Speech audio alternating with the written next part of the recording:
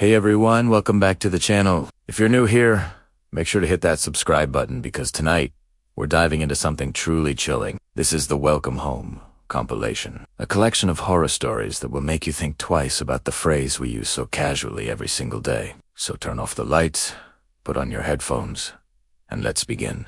The first story comes from a woman named Sarah, and it happened 3 years ago when she moved into her new apartment. She had just gotten a job in a new city, and this apartment was perfect. Affordable, close to work, and surprisingly spacious for the price. The landlord was an older man named Mr. Henderson, quiet and polite, who lived in the unit below hers. On her first day, as she was carrying boxers up the stairs, Mr. Henderson appeared at his door. He smiled warmly and said those two words that should have comforted her but somehow didn't.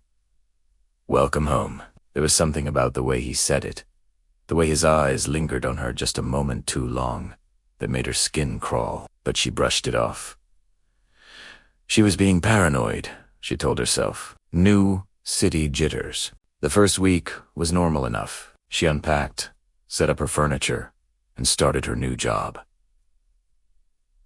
But then the notes began. She found the first one slipped under her door on a Thursday evening. It was written in neat, old-fashioned handwriting on cream-colored paper. Welcome home, it read. I hope you're settling in well.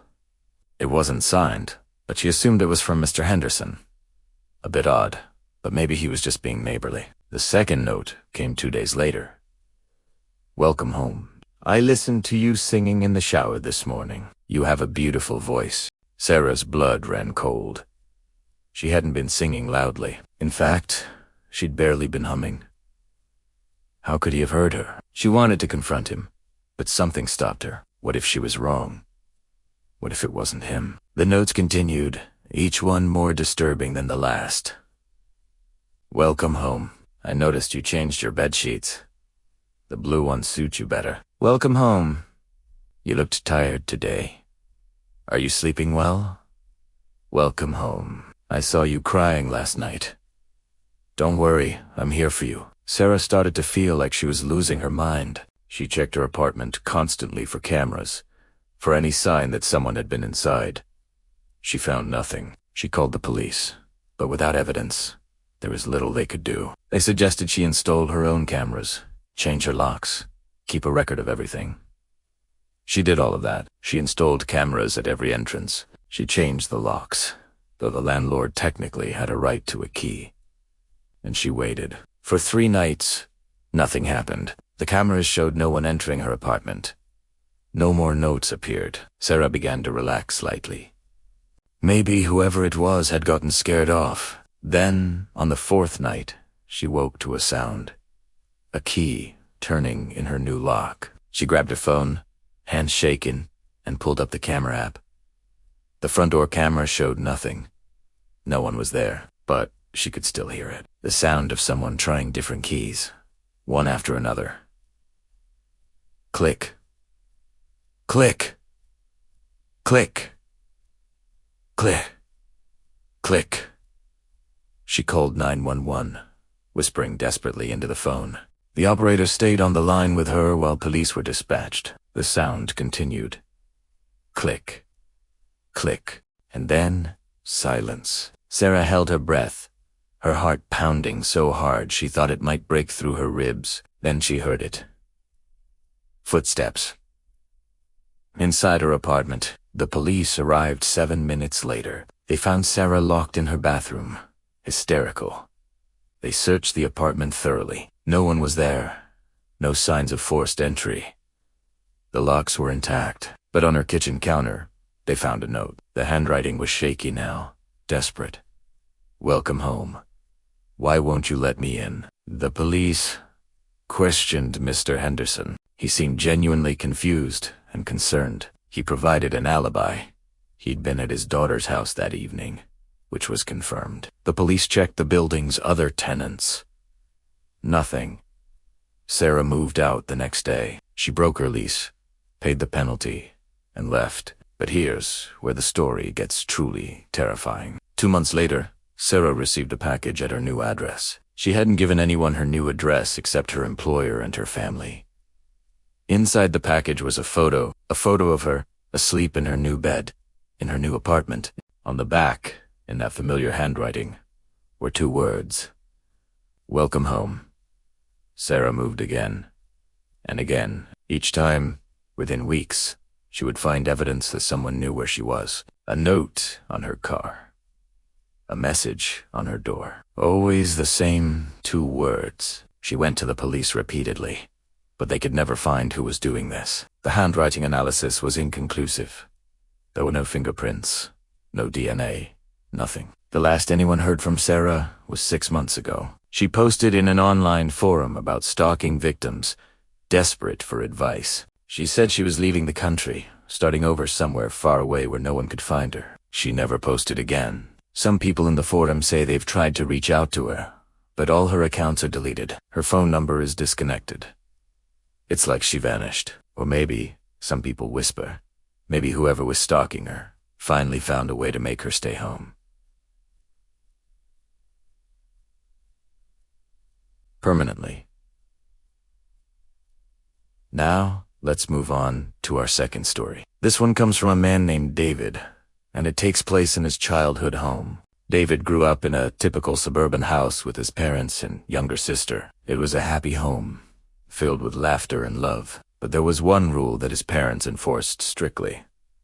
When you come home, you must announce yourself immediately. You must say "I'm home" loudly as soon as you walk through the door. As a child, David thought this was just one of those weird parent things. Maybe they wanted to know when the kids were back for safety reasons. He followed the rule without question. His sister did too. Every day, they would come home from school, open the front door, and call out, "I'm home." Their parents would respond from wherever they were in the house, "Welcome home." This went on for years. It became such an ingrained habit that David continued doing it even as a teenager, even when he knew his parents weren't home. It just felt wrong to enter the house silently. One day, when David was 17, he came home from school and forgot. He'd had a terrible day. Failed artist, gotten into an argument with his best friend, been rejected by the girl he liked. He was so lost in his misery that he just walked in, threw his backpack down, and headed straight for his room. He was halfway up the stairs when he heard it, his mother's voice from the kitchen, sweet and warm. "Welcome home, David." But something was wrong. The tone was right, but there was something underneath it. Something hollow. And then David remembered. His mother wasn't supposed to be home. She was at a work conference 3 hours away. She wouldn't be back until tomorrow. David froze on the stairs. His heart began to pound. "Welcome home," the voice said again, and this time he could hear it clearly. It sounded like his mother, but it was wrong. Like a recording played at slightly the wrong speed. Like an imitation. "David, why don't you come down here? I've made your favorite snack." Every instinct David had was screaming at him to run, but his legs wouldn't move. He was paralyzed with fear. "Come down here, David." The voice was getting impatient now, losing some of its sweetness. "Don't you want to say hello to your mother?" Somehow, David managed to move. He turned and ran down the stairs, out the front door, and kept running. He ran to his neighbor's house and pounded on the door. Mrs. Patterson answered, alarmed at the sight of him, pale and shaking. He tried to explain, but it sounded insane even to his own ears. "Something is in my house. Something pretending to be my mom." Mrs. Patterson was kind. She brought him inside and called his father at work. His father came home immediately, and the two of them went to the house together. David's father made him wait outside while he searched. He was inside for 10 minutes, then 15. When he finally emerged, he looked shaken. "There's no one here," he said quietly. "But David, we need to talk." They sat in Mrs. Patterson's living room, and David's father told him a story. The rule about announcing yourself when you came home wasn't just a quirky family habit. It started with David's grandfather, who had lived in that same house decades ago. One evening, grandfather had come home to find his wife and young daughter, David's aunt, already there, or so he thought. He'd walked in silently, tired from work, and headed to the kitchen where he'd heard his wife humming. But when he entered the kitchen, he found it empty. The humming continued, but now it seemed to be coming from upstairs. He called out to his wife. No answer. Just the humming, moving through the house, always in the room he'd just left. He searched the entire house. The humming followed him. Sometimes his wife's voice, sometimes his daughter's, always just out of sight. Finally, in desperation, he ran outside. His real wife and daughter pulled up moments later, returning from the grocery store. They'd been gone all afternoon. Grandfather refused to talk about what happened in detail, but from that day on, he enforced the rule. Announce yourself when you come home. Let whatever lives in the house know that you're real, that you belong there. And if you hear a voice welcoming you home when the house should be empty, leave immediately. Because something else is there. Something that learned to mimic the people who live in that house, and it's been waiting for someone to forget to announce themselves. David, his father, admitted that he'd always thought it was just grandfather being superstitious after some kind of mental episode. But the fear in David's eyes, the genuine terror, made him wonder. They sold the house a year later. The family who bought it were a young couple with a baby. David's father told them about the rule, but tried to make it sound like a cute tradition. The husband laughed it off. The wife looked uneasy, but said nothing. 3 months after moving in, the wife called David's father in the middle of the night, hysterical. Her husband had come home from work early and found her in the nursery with the baby, except she'd been at her mother's house all day, an hour away. She hadn't come home yet. When the real wife arrived home, she found her husband locked in their bedroom, incoherent with fear. Whatever he'd seen pretending to be his wife, pretending to hold their baby, it had broken something in him. They moved out the next week. The house has been through 4 families in the past 6 years. None of them stay longer than a few months. And David, well, he's 30 now, living in his own apartment across the country, but he still announces himself every single time he walks through his door. I'm home, he says to the empty rooms. And he waits, listening carefully, praying he never hears anything answer back. Our third story comes from a woman named Melissa, and it's about what happened when she tried to make her new house feel like a home. Melissa had just bought her first house at the age of 32. It was a foreclosure, which meant she got it for an amazing price, but it needed work. The previous owners had left in a hurry, abandoning most of their belongings. The bank had cleaned out the major items, but there were still odd things left behind. Photos on the walls, clothing in the closets, even food in the pantry. Melissa didn't mind. She was handy and enjoyed the renovation project. She spent her first week cleaning, painting, and making the house her own. She took down the old family photos and replaced them with her own. She cleaned out the closets and filled them with her clothes. She was finally starting to feel like this place was truly hers. On her 8th night in the house, Melissa was awakened by a sound. Footsteps downstairs, slow and deliberate. She grabbed her phone and crept to the top of the stairs, ready to call 911. The footsteps moved through the living room, into the kitchen, then stopped. Melissa waited, her finger hovering over the call button. Then she heard it.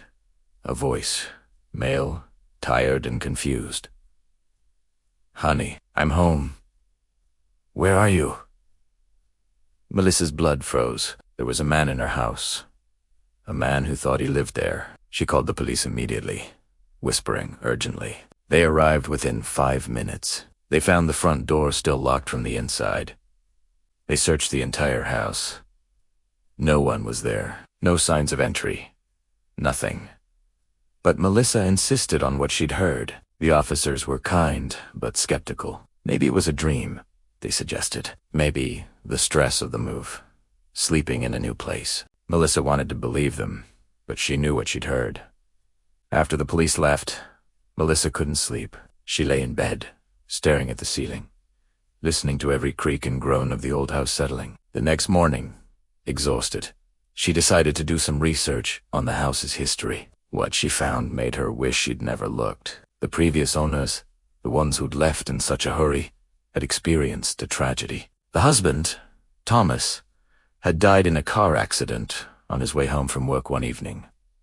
He never made it through the front door. His wife, unable to cope with the grief and the memories, had left everything behind and moved in with her sister across the country. The house had sat empty for 2 years before going into foreclosure. Melissa told herself it was just a coincidence.